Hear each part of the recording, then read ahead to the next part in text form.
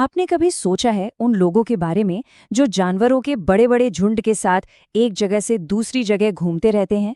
जी हाँ, ये हैं नोमैडिक पैस्टोरलिस्ट्स, यानी खानाबदोश चरवाहे। इनकी कहानियां, इनकी दुनिया अक्सर इतिहास के पन्नों से गायब ही रहती हैं। पर आज हम आधुनिक दुनिया में उनके संघर्ष और उनके सर्वाइवल की कहानी को समझेंगे। तो आज हम क्या क्या देखने वाले हैं? सबसे पहले हम बात करेंगे इन इनविजिबल नोमैड्स की, यानी अदृश्य खानाबदोशों की। फिर भारत में उनके मौसमी आवागमन के शानदार रिदम को समझेंगे। इसके बाद हम देखेंगे कि कैसे कॉलोनियल शासन ने सब कुछ बदल कर रख दिया। अफ्रीका के मसाई समुदाय की कहानी जानेंगे और आखिर में देखेंगे कि ये समुदाय आज की दुनिया में कैसे जी रहे हैं।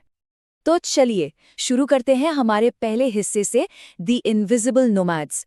और ये समझना बहुत ज़रूरी है कि इनकी कहानी क्यों इतनी मायने रखती है, क्योंकि ये सिर्फ गुजरे हुए कल की बात नहीं है, ये हमारे आज और हमारे आने वाले कल से भी जुड़ी है।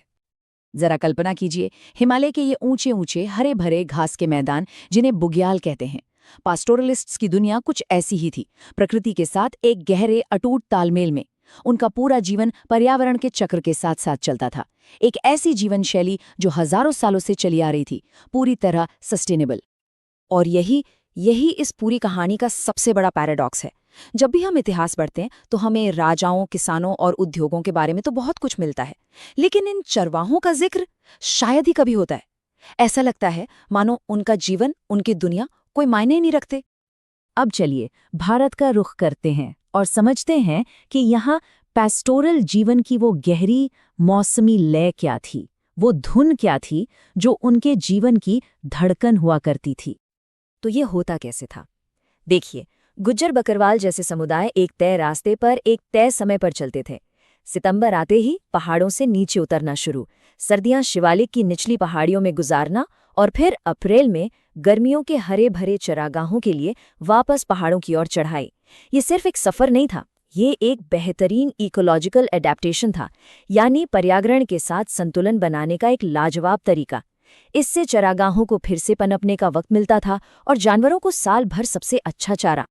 और हाँ, ये मत सोचिएगा कि पेस्टोरलिज्म सिर्फ पहाड़ों तक ही सीमित था, बिल्कुल नहीं।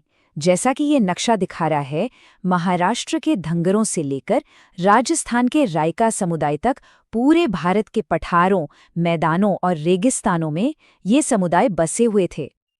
अब आगे बढ़ने से पहले दो शब्द समझने जरूरी हैं। खरीफ यानी वो फसल जो पतझड़ में काटी जाती है, और रबी यानी वो फसल जो वसंत में काटी जाती है। ये दोनों ही कृषि चक्र पैस्टोरलिस्ट्स के आने जाने से बहुत गहरे से जुड़े हुए थे।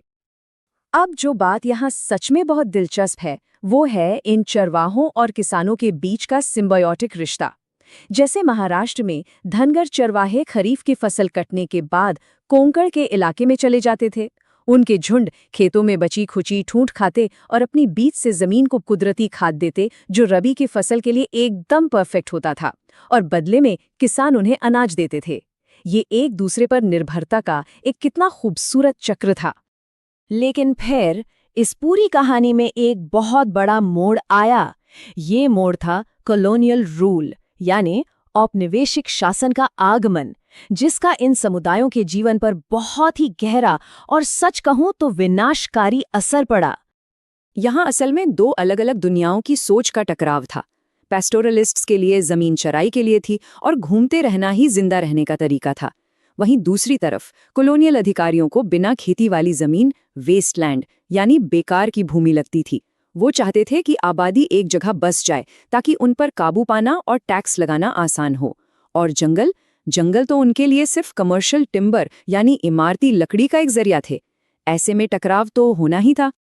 और अपनी इस सोच को जमीन पर उतारने के लिए कॉलोनियल सरकार एक के बाद एक कई कानून लेकर आई, जैसे फॉरेस्ट एक्ट्स, जिसने जंगलों में उनके आने जाने पर ही रोक लगा दी, क्रिमिनल ट्राइब्स एक्ट, जिसने तो कई समुदायों को जन्म से ही अपराधी घोषित कर दिया, और ग्रेजिंग टैक्स, जिसने उनके जानवरों को चराने पर भी टैक्स लगा दिया। इन कानूनों ने धीरे धीरे उनकी पूरी जीवन शैली की कमर तोड़ दी। तो इसका सीधा सीधा असर क्या हुआ? जिन जंगलों को वो सदियों से अपना घर मानते आए थे, उन्हें रिजर्व्ड फॉरेस्ट बना दिया गया।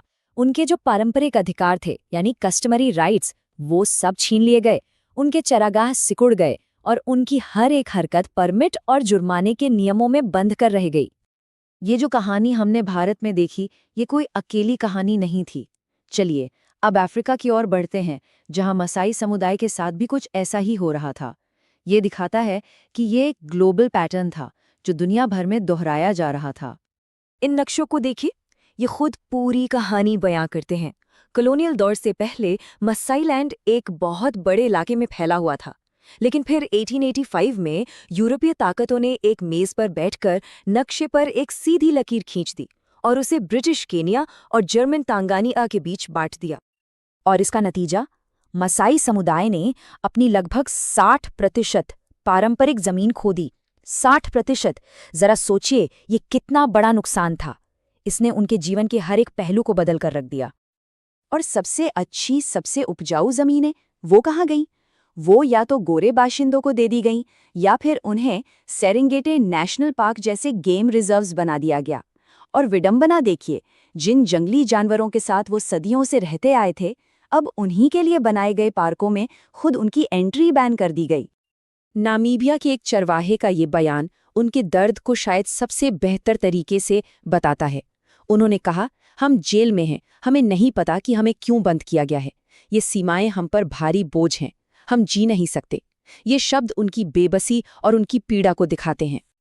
लेकिन इतनी मुश्किलों के बाद भी ये समुदाय खत्म नहीं हुए। अब हम अपनी कहानी के आखिरी पड़ाव पर आते हैं।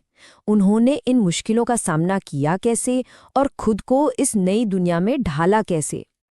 तो उन्होंने किया क्या? क्या वो हाथ पर हाथ धरे बैठे रहे? नहीं, बिल्कुल नहीं। उन्होंने हालात से लड़ने के रास्ते खोजे। कुछ ने अपने आने जाने के रास्ते बदल दिए, तो कुछ ने अपने मवेशियों की संख्या कम कर दी। कई लोगों ने जमीन खरीदकर एक जगह बसना शुरू कर दिया और कुछ ने पशुपालन के साथ साथ व्यापार या मजदूरी जैसे काम भी अपना लिए। और हाँ, अपने राजनीतिक अधिकारों के लिए आवाज भी उठाई। ये तस्वीर अपने आप में बहुत कुछ कह जाती है। जयपुर की एक मॉडर्न हाईवे पर अपने झुंड को ले जाता एक राय का चरवाहा। ये पुराने और नए का एक जबरदस्त प्रतीक है। ये दिखाता है कि कैसे एक प्राचीन जीवन शैली आज भी एक नई दुनिया में सांस ले रही है, खुद को ढाल रही है। और कमाल की बात देखिए, आज मॉडर्न इकोलॉजिस्ट्स भी इस बात को मान रहे हैं कि कई सूखे और पहाड़ी इलाकों के लिए पैस्टोरलिज्म ही जीने का सबसे इकोलॉजिकली वायबल तरीका है। मतलब पर्यावरण के लिए सबसे टिकाऊ।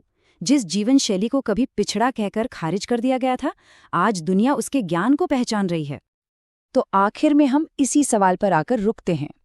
अगर पास्टोरलिज्म पर्यावरण के लिहाज से इतना जरूरी है, तो हम एक आधुनिक समाज के तौर पर इसके लिए जगह कैसे बना सकते हैं?